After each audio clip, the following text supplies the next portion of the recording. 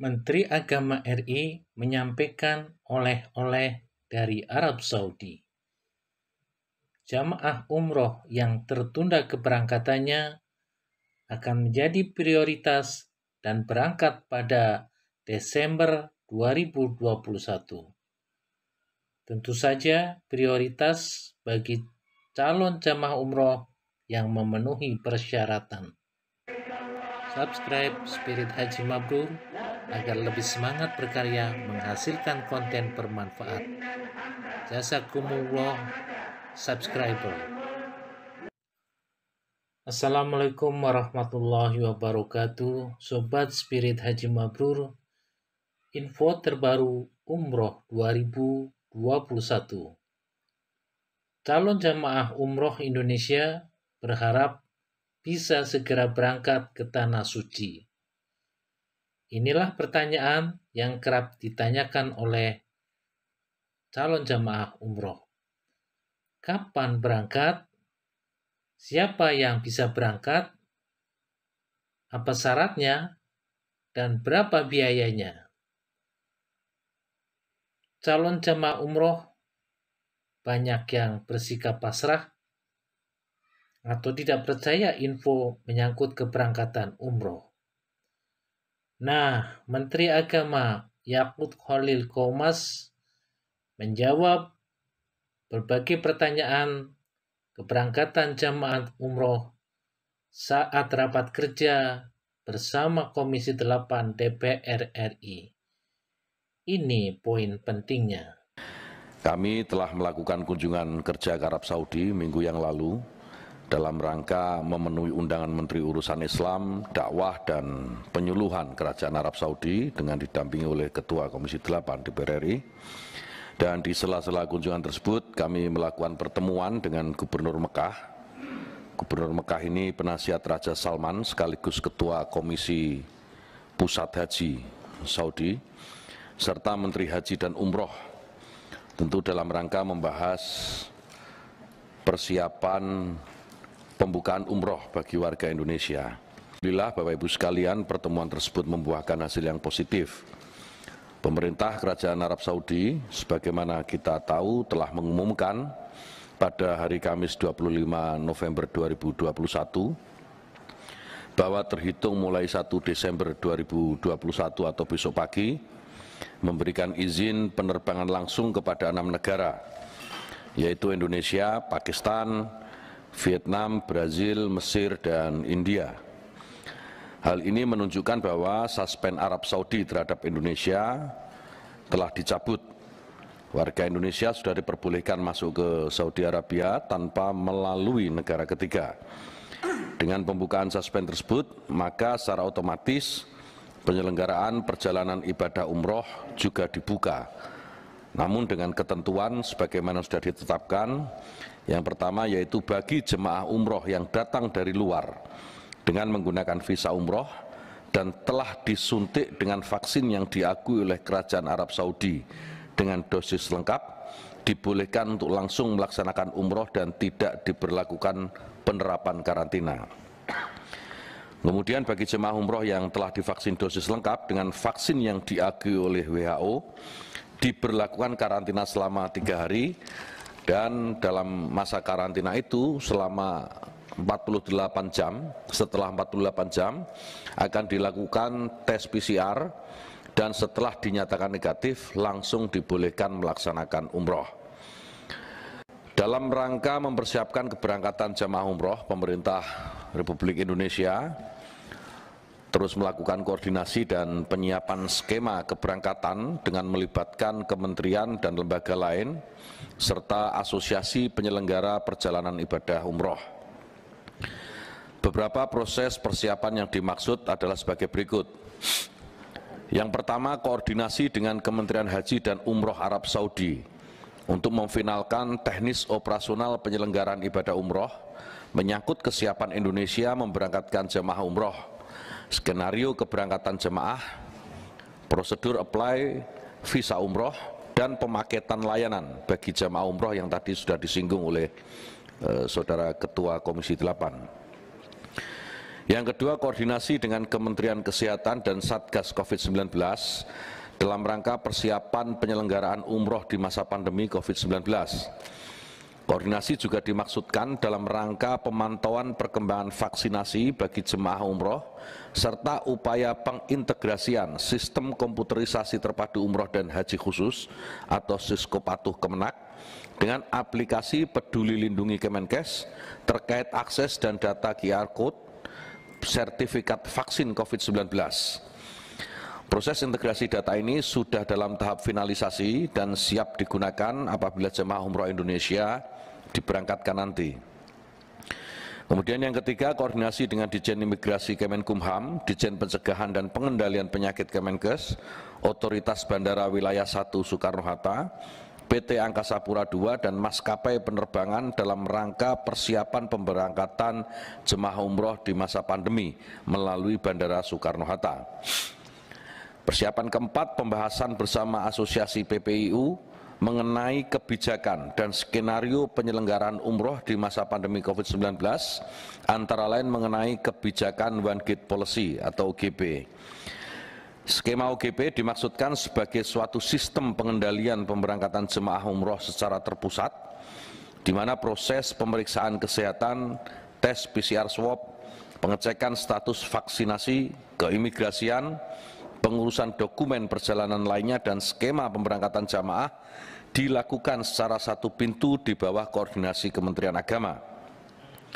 Hal ini tentu dimaksudkan tidak lain dalam rangka perlindungan keamanan dan keselamatan jamaah umroh, serta upaya meyakinkan para mitra kita di Arab Saudi bahwa Indonesia telah secara serius dan baik dalam menyiapkan jemaah umroh berikut dengan penerapan protokol kesehatan sesuai standar sejak sebelum keberangkatan. Dalam tahap awal, skema OGP menerapkan pemberangkatan jemaah umroh hanya melalui Bandara Soekarno-Hatta dan proses screening protokol kesehatan dilaksanakan di Asrama Haji Pondok Gede, Jakarta. Apabila perkembangannya terbukti baik, mendapatkan kepercayaan oleh pemerintah Kerajaan Arab Saudi, serta terdapat peningkatan jumlah jamaah umroh, maka skema OGP akan dievaluasi dan dapat dilaksanakan pada berbagai kota embarkasi keberangkatan di Indonesia. Kemudian yang kelima, pembahasan revisi regulasi KMA nomor 719 tahun 2020 tentang pedoman penyelenggaraan perjalanan ibadah umroh pada masa pandemi COVID-19 dan KMA nomor 777 tahun 2020 tentang biaya penyelenggaraan perjalanan ibadah umroh referensi masa pandemi.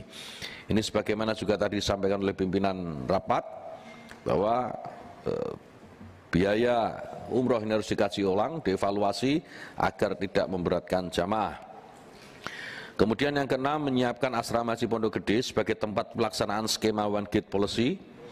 Asrama Haji Pondok Gede memiliki fasilitas akomodasi yang memadai serta fasilitas kesehatan yang cukup baik, sehingga dapat digunakan sebagai tempat screening kesehatan dan proses karantina jemaah umroh sebelum diberangkatkan ke Arab Saudi melalui Bandara Soekarno-Hatta.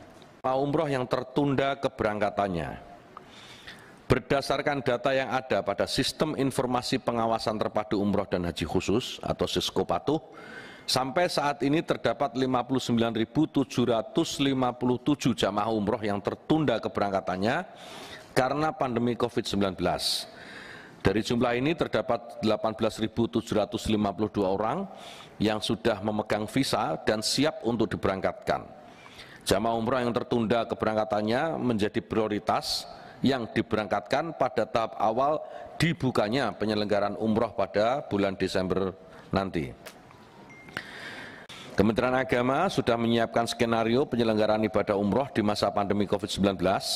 Skenario yang disusun bersama dengan KL terkait serta Asosiasi Penyelenggaraan Perjalanan Ibadah Umroh meliputi skenario sebelum keberangkatan, ketika berada di Arab Saudi dan saat tiba di tanah air. Rincian dari skenario tersebut, yang pertama sebelum keberangkatan, jamaah haji melaksanakan screening kesehatan 1 kali 24 jam sebelum keberangkatan secara terpusat di Asrama Haji Pondok Gede. Hanya jamaah yang berusia 18 sampai 65 tahun sudah divaksinasi dosis lengkap dan memiliki hasil tes PCR negatif yang diberangkatkan umroh. Kemudian jemaah yang akan berangkat wajib dilaporkan kepada Kemenak untuk diproses visa dan dokumen keberangkatannya. Dan yang keempat, keberangkatan jemaah umroh menggunakan satu pesawat full diisi dengan jemaah umroh tanpa ada penumpang lain. Kemudian skenario saat di Arab Saudi, jemaah wajib karantina selama 3 hari dimulai dari saat tiba di Arab Saudi. Selama masa karantina dilarang keluar dari kamar hotel. Kemudian pelaksanaan ibadah umroh selama 9 hari termasuk perjalanan pulang pergi. Lalu akomodasi diisi 2 orang per kamar, makan disajikan dalam kemasan, dan transportasi mengikuti ketentuan Arab Saudi. Berikutnya umroh dilaksanakan 1 kali, sholat 5 waktu di Masjidil Haram melalui Etamarna, ini aplikasi, dan bebas sholat 5 waktu di Masjid Nabawi. Juga wajib melakukan tes PCR sebelum kepulangan, hanya yang hasilnya negatif diperbolehkan kembali ke tanah air. Dan skenario saat tiba di Indonesia, jamaah wajib melakukan tes PCR sesaat setelah tiba di Bandara Soekarno-Hatta, dan jamaah wajib melakukan karantina setelah perjalanan luar negeri mengikuti ketentuan Satgas COVID-19 di hotel yang telah dipilih PPIU dan mendapatkan legalisasi dari Satgas COVID-19. Integrasi pertama terkait dengan integrasi aplikasi Peduli Lindungi dan Tawakalna. Sebagaimana yang tadi ditanyakan oleh beberapa anggota termasuk pimpinan, Kiai Tubagus Aceh juga menanyakan tadi. Saya kemarin bertemu dengan Bu Menlu dan Pak Menkes kemarin. Selain mengkoordinasikan hasil dari Saudi, juga menanyakan terkait apa yang kita tanyakan pada siang hari ini, dan menurut beliau tidak lama lagi akan selesai proses bridgingnya. Jadi karena tim teknis mereka sudah bekerja selama sebulan, tim teknis Peduli Lindungi dan Tawakalna yang kemarin kita waktu di Saudi Pak Ketua, ada tim datang itu finalisasi, tim finalisasi. Jadi sebenarnya secara prinsip mereka sudah melakukan bridging itu supaya terintegrasi, dan insya Allah dalam waktu dekat begitu yang disampaikan ke saya. Dan mudah-mudahan kalau itu bisa benar-benar terintegrasi, maka akan semakin mempermudah jamaah kita untuk bisa berangkat umroh itu ya. Nah, dari 18.000 pemegang visa, berapa yang bisa berangkat? Nah, kalau bisa berangkat atau tidak itu memang kita masih dalam proses evaluasi secara menyeluruh, Bu Seli dan Bapak Ibu sekalian yang terhormat. Karena memang secara efektif kita baru bekerja kemarin, sejak pulang dari Saudi.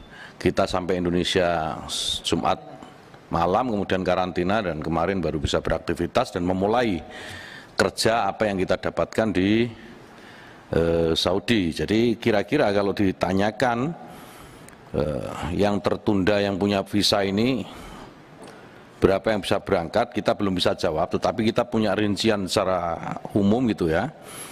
Dari yang pegang visa dan kemungkinan bisa berangkat, kita bisa lihat dari statistik usianya. Yang kurang dari 18 tahun, artinya dia tidak bisa berangkat karena peraturan umur, itu ada 889 calon jamaah. Kemudian yang lebih dari 65 tahun itu ada 2.549. Nah, sementara yang berumur dalam range yang diperkenankan untuk bisa masuk ke Saudi Arabia itu sejumlah 15.314. Jadi kira-kira nanti kalau skemanya adalah pemegang visa yang kita dahulukan, maka kita akan saring dari 15.314 jamaah ini. Kenapa disaring? Karena Bapak Ibu sekalian, tadi juga sudah disampaikan bahwa umroh yang akan kita jalankan ini bagian dari simulasi atau uji coba haji kita. Jadi kalau kira-kira umroh kita berhasil, insya Allah haji juga akan terbuka. Jadi kunci terbuka atau tidaknya haji di 1443 nanti itu ya tergantung bagaimana kita mampu melaksanakan ibadah umroh ini dengan baik. Artinya tidak ada lagi kasus-kasus seperti yang sudah ada terdahulu, misalnya ada PCR bodong. Jadi kayak begitu-begitu tidak boleh ada lagi. Kalau itu masih ada, maka harapan kita semua, harapan seluruh muslim Indonesia untuk bisa berangkat haji, ya mohon maaf akan semakin berat. Maka umroh ini menjadi kewajiban kita semua, ya pemerintah, DPR dan terutama penyelenggara umroh ini untuk lebih serius dan presis gitu ya. Jadi mereka benar-benar gitu mau menyelenggarakan ini dengan baik dan bertanggung jawab, terutama ketaatan kepada protokol kesehatan.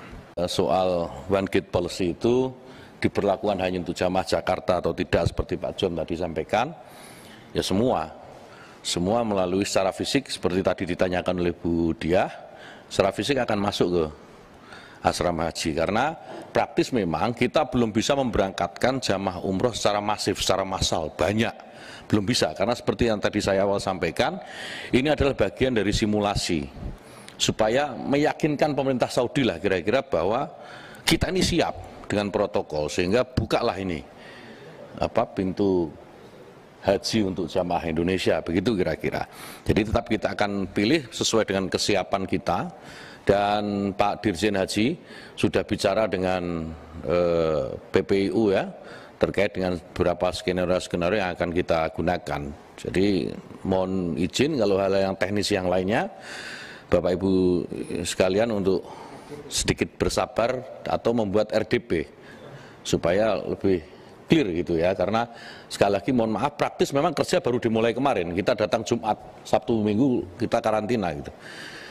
Soal bagaimana kalau ada yang positif yang di Saudi ya, sudah sampai Saudi kemudian di PCR positif, yaitu nanti akan dihitung kalau diskusi kita dengan Pak Dirjen Haji, itu akan dihitung dalam satu paket biaya umroh ini Pak. Nah makanya nanti kita hitung bersama, nanti kita akan hitung bersama, karena ya saya paham nanti kalau dibebankan kepada jamaah, sebagaimana tadi beberapa anggota sampaikan, jamaah juga ya banyak juga ya pas-pasan gitu, dibebankan kepada PPIU, ya dari mana duitnya, ya dibebankan ke pemerintah, skemanya seperti apa. Nah ini kan saya kira masih kita perlu bicarakan. Nah, insya Allah umroh ini saya sudah minta ke Pak Dirjen Haji untuk bisa dibuatkan skema as soon as possible, secepatnya. Jadi jangan terlalu lama ditunda, ngitung ini itu jangan terlalu lama ditunda, segera diberangkatkan supaya kita juga bisa menunjukkan bahwa Indonesia ini sudah sangat siap menyelenggarakan umroh berikut haji. Terkait dengan booster juga begini Pak, dulu di awal-awal kita rapat juga kita sudah bicarakan soal booster bahwa Saudi ini hanya mengakui 4 vaksin, Pfizer, AstraZeneca, Johnson & Johnson, dan Moderna. Chinese vaksin termasuk di dalamnya adalah Sinovac yang kita pakai, yang diakui oleh WHO, itu tidak termasuk yang diakui oleh Saudi. Artinya kalau tidak menggunakan 4 vaksin yang diakui Saudi itu tetap harus karantina 3 hari. Kecuali di booster dengan 1 di antara 4 vaksin yang diakui. Dan itu 14 hari efikasinya. Jadi 14 hari sebelum berangkat harus sudah divaksin dengan booster yang 4 itu, 1 di antara 4 itu. Nah kalau tidak, kalau hanya pakai Sinovac yang sebagaimana sebagian besar dipakai oleh masyarakat Indonesia, tetap harus karantina 3 hari, hari kedua kemudian di PCR, kalau hasilnya negatif dia bisa langsung umroh dan sebaliknya. Pesawat direct dari daerah saya kira sekarang masih belum mungkin Bu, sekarang masih belum mungkin, jadi mudah-mudahan ke depan lah sambil kita berharap ini kalau semakin banyak jamaah kita bisa kita berangkatkan umroh gitu ya, pelan-pelan kan semakin banyak orang yang berdoa semakin makbul doanya gitulah kira-kira. Saya bacakan draft kesimpulan rapat kerja Komisi 8 DPR RI dengan Menteri Agama Republik Indonesia masa persidangan 2 tahun sidang 2021-2022 Selasa 30 November 2021. Pada rapat kerja Komisi 8 DPR RI dengan Menteri Agama Republik Indonesia membahas perkembangan kebijakan haji dan umroh serta isu-isu aktual, disimpulkan beberapa hal sebagai berikut. 1. Komisi 8 DPR RI meminta Menteri Agama Republik Indonesia untuk mempersiapkan kebijakan penyelenggaraan ibadah umroh yang lebih berpihak pada kepentingan calon jamaah, baik aspek pembinaan, pelayanan maupun perlindungan, di antaranya dengan mempersiapkan calon jamaah umroh yang benar-benar siap sebagai duta bangsa agar tidak disuspend kembali oleh pemerintah Saudi, dan melakukan sosialisasi kepada asosiasi penyelenggara perjalanan ibadah umroh mengenai kebijakan dan skenario penyelenggaraan umroh di masa pandemi COVID-19. B. Meningkatkan komunikasi dan diplomasi dengan Kementerian Haji dan Umroh Arab Saudi untuk kepastian teknis operasional penyelenggaraan ibadah umroh, kuota dan skenario keberangkatan jamaah, prosedur apply visa umroh dan pemaketan layanan bagi jamaah umroh. C. Mengoptimalkan koordinasi dengan Kementerian Kesehatan RI dan Satgas COVID-19 khususnya dalam upaya pengintegrasian sistem komputerisasi terpadu umroh dan haji khusus atau Siskopatu Kementerian Agama dengan aplikasi Peduli Lindungi dan sinkronisasi dengan aplikasi Tawakalna Arab Saudi. D. Segera melakukan revisi KMA nomor 719